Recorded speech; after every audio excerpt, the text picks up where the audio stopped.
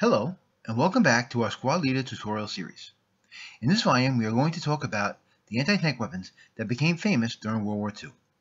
In our previous video, we covered anti-tank rifles, demo charges, machine guns, and flamethrowers. These weapons are good, but as the war progressed, more powerful weapons were needed to fight the larger, more powerful tanks. Some of the weapons were one-shot and throwaway, like the German Panzerfaust, and some were meant to be used repeatedly, like the American Bazooka, the German Panzerschreck, and the British Piat. The weapons that can be used multiple times are represented by counters in the game system. These counters have their own 2-hit tables on the back. In this picture from left to right is the German Panzerschreck, the American Bazooka, and the British Piat. These weapons are unique in that they have their own 2-hit tables based on range, so the range modifiers from C5 and C6 do not apply. The most common modifiers that affect the 2-hit process for these weapons are firing in the advanced fire phase, moving target, pinned firer, and in the case of Bazooka and Panzerschreck, the back blast penalty. The best way to show how these work is to use them in examples. In this example, the 467 squad, armed with the Panzerschreck, has to attack the German tank. When you look at the back of the counter, the left side of the counter shows a range. The column on the right is the 2-hit number needed to hit at that range. So, the Schreck needs an 8 or less to hit its target at 2 hexes away. The German tank is a large target, so the 2-hit roll is modified by a -1. The German player rolls the 9 shown.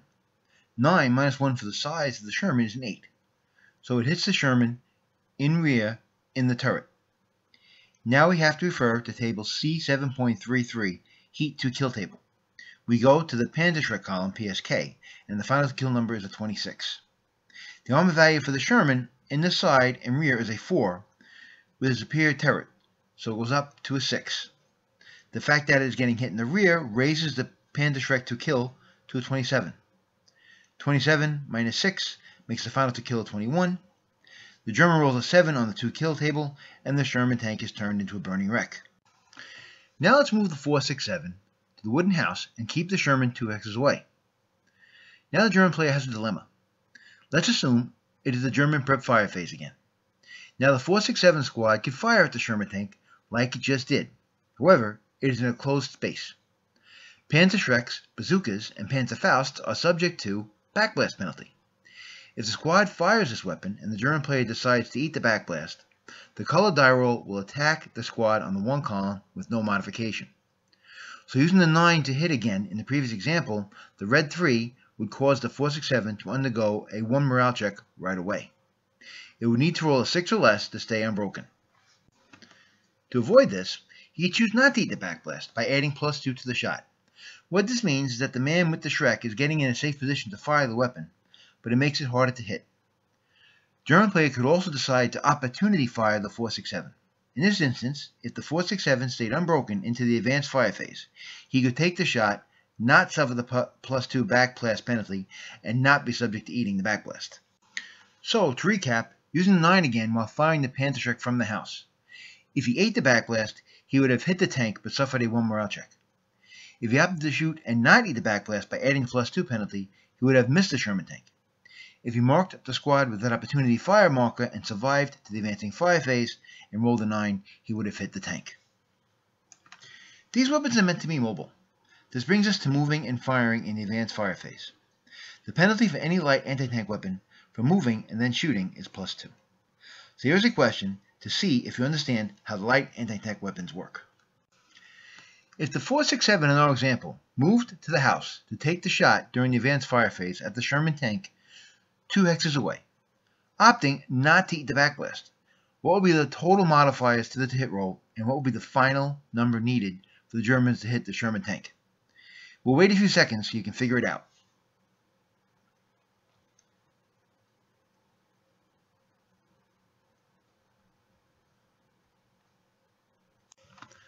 The total pluses are +2 for moving and +2 for not eating a backblast. There is also a -1 because the Sherman is large. Therefore, the total is a +3 DRM to the roll. The German will hit the Sherman tank on a 5 or less in the advanced fire phase. Now we'll put a British squad with a Piat in the same building shooting at our target tank. The Piat looks a little different than the Bazooka and the Schreck. Basically, it is a big spring that pushes the shell out. Therefore, it has several advantages and disadvantages compared to the Bazooka and the Schreck. The big advantage is that there is no backblast, so bidders can fire it without worrying about that pesky +2 penalty. Second, it is repairable. It repairs on a 2. The disadvantage is that it only has a range of 3. It has a much smaller to-kill number than the Schreck, and it cannot be fired at a target greater than 2 levels lower than it is because the shell will fall out. So, the Piat shooting at our Tiger tank from the building starts out at needing 7. The Tiger is a large target, so the dice roll is modified by -1.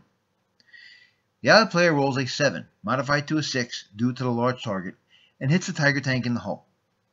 Now we have to go to the table C 7.33, heat to kill. The Piat 2 kill starts at a 15. The armor value for the Tiger to the front is an 11.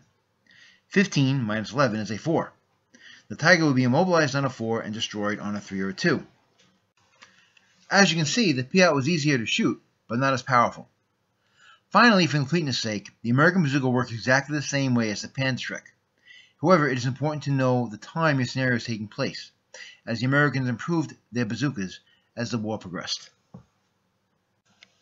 This concludes this video on anti-tank weapons. I hope you enjoyed it and found it useful. Please remember that these videos are simply an introduction to give you enough confidence to dive in and enjoy this great game. Keep playing and don't worry about making mistakes. Try to learn from a more experienced player. Perhaps go to one of the many tournaments throughout the country like the New York State ASL Championships in Albany, New York, or the Nor'easter in Boxborough, Massachusetts. If you like these videos, please like us on YouTube and subscribe to our channel. If you have any questions, comments, or suggestions, feel free to contact me at jdhobbies@live.com. And like always, thanks for watching.